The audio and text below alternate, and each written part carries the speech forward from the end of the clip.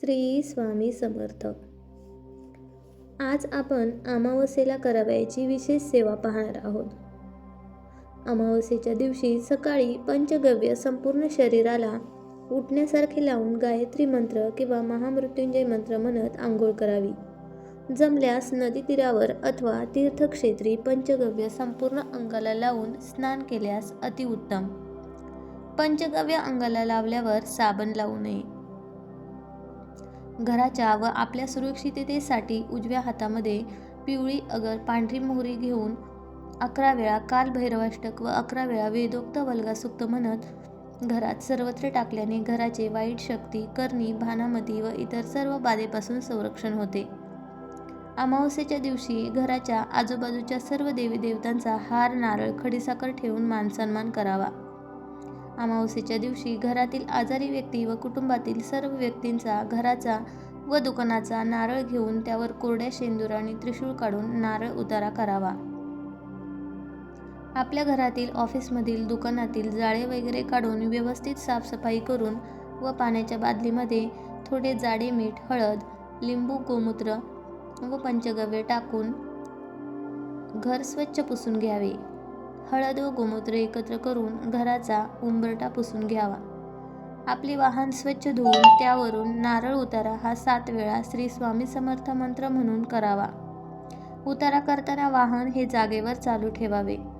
नारळ जमिनीवर फोडून हातपाय धुवून श्री स्वामी समर्थ महाराजांना मुजरा करावा.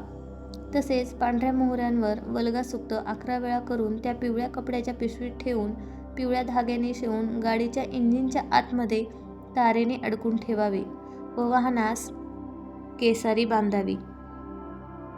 घर, दुकान, ऑफिस, कारखाना, वाहन यांना असोला नारळ, गोरक्ष चिंच किंवा कोहळा बांधणे.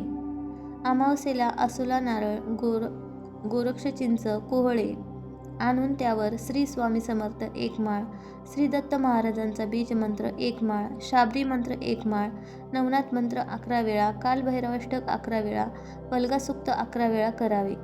गोरक्ष चिंच, असोला नारळ किंवा कोहळे लाल कपड्यात संरक्षण पुडीसहित बांधावे. जर अगोदरचे बांधले असेल तर ते वाहत्या पाण्यात किंवा कचराकुंडीमध्ये सोडावे.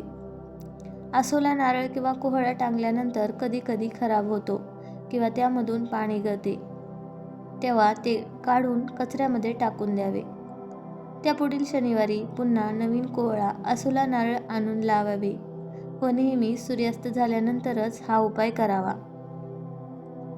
पुढील आहे हिरण्यदान.